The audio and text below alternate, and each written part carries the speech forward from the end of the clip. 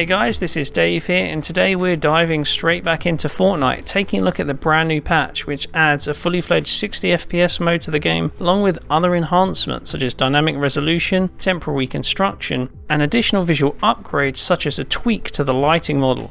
It's exciting stuff indeed, but the real question is, how close does the game actually come to hitting 60 frames per second in the Battle Royale mode? And what about the base building tower defense save the world mode? How are these improvements deployed here? Do we get 60 FPS there or not? Well, let's dive straight in and find out.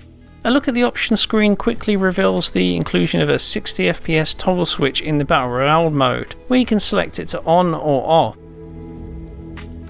But if we switch over to this Save the World mode, this is renamed, instead giving us an option of capped or uncapped frame rate, something that we'll be taking a look at. But in terms of the main Battle Royale mode, the one that everyone is playing, it's fair to say that the game here is in fact targeting 60 frames per second. Epic Games has specifically optimized the engine in order to achieve that frame rate, and it's a really impressive feat indeed, seeing the game running at buttery smooth frame rates while keeping the action looking visually impressive. So with that said, how does the game fare across Xbox One, Xbox One X, and of course the PlayStation 4 platforms, PS4 and PS4 Pro? Let's take a look. First up, here's the Xbox One consoles. We've got base hardware on the left, and then of course the One X on the right. And we're using spectator mode to get an accurate comparison of the game across a variety of scenes. Both versions are operating with the dynamic resolution scaler in play and with temporal reconstruction.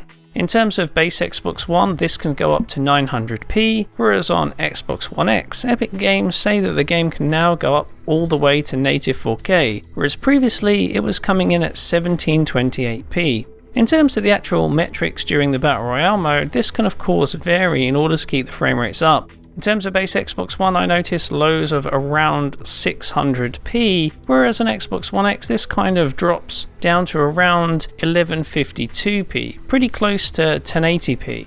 Most of the time though, we're looking at a middle ground of around sort of 864p or 792p on base hardware, whereas Xbox One X regularly comes in at 1440p. And from what I've seen so far, in terms of maximum pixel counts, the base Xbox One can go all the way up to 900p, with Xbox One X hitting a ceiling of around 1728p, though there is the possibility for it to go higher, just that we personally haven't seen it yet in this mode. Now it's worth bearing in mind that these are just some of our pixel counts from across our gameplay run. This doesn't cover every single resolution possibility, but ultimately it gives you an idea of what we're looking at. Between the two, I think it's fair to say that image quality holds up pretty well on Xbox One X. Obviously it's not quite as good as a locked 1728p, which is what we got in the last patch, but running at 60 frames per second with the temporal reconstruction in play, that excellent temporal anti-aliasing giving a smooth look, really helps to allow the game to look good on a 4K screen, whereas the base Xbox One does look pretty soft and quite rough at times despite these various temporal reconstruction techniques.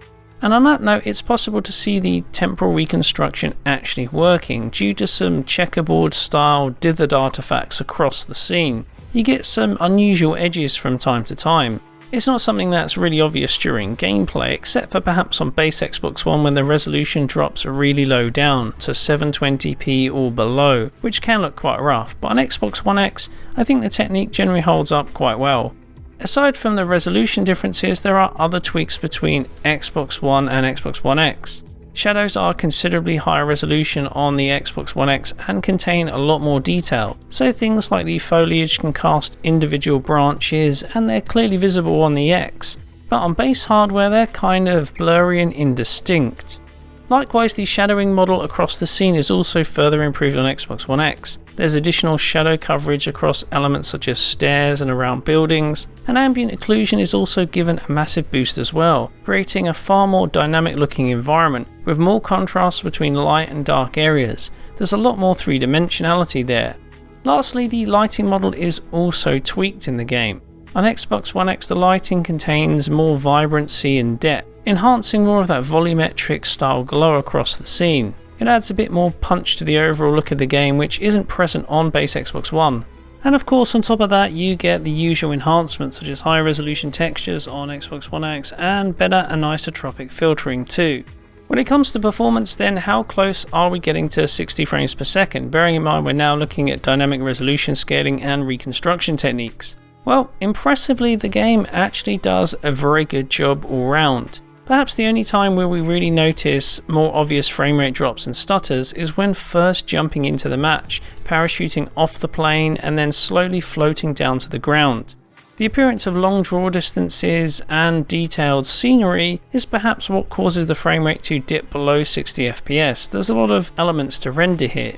And indeed it's at this point where the dynamic resolution is usually the lowest across both systems. But once we actually get on the ground and start wandering around, there's rarely any problems in maintaining 60 frames per second. There's the occasional drop with a bit of tearing, usually when exploring the more complex cities or quickly panning the camera in these detailed areas. But for the most part, performance is very smooth and I have to say the experience is great. Really, when switching between the 30 FPS mode and going to the 60 FPS mode, the gameplay is transformed quite considerably. Not only does the action appear a lot smoother on screen with regards to camera pans and sort of quick motion, it also feels more responsive to play. There's a sense that the extra precision involved really benefits the action. After all, you could come out of a building and be shot in the head if you're not careful, so quick responses clearly benefit here, and playing at 60 frames per second really is quite transformative.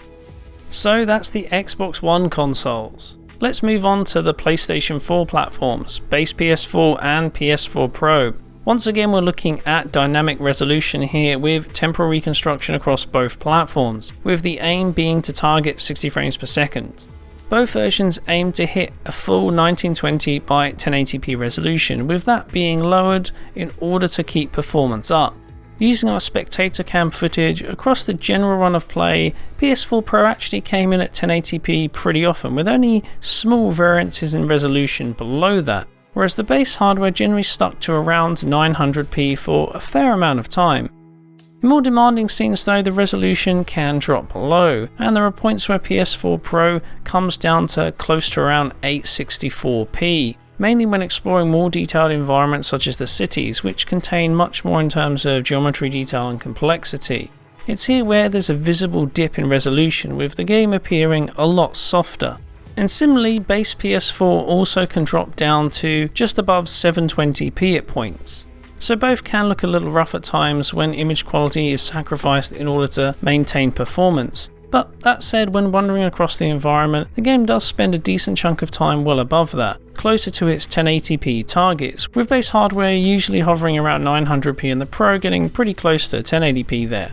Again, it's worth mentioning that these are only some of the pixel counts we've managed to see, but of course image quality can vary, going from looking pretty sharp and clean to quite soft depending on the scene.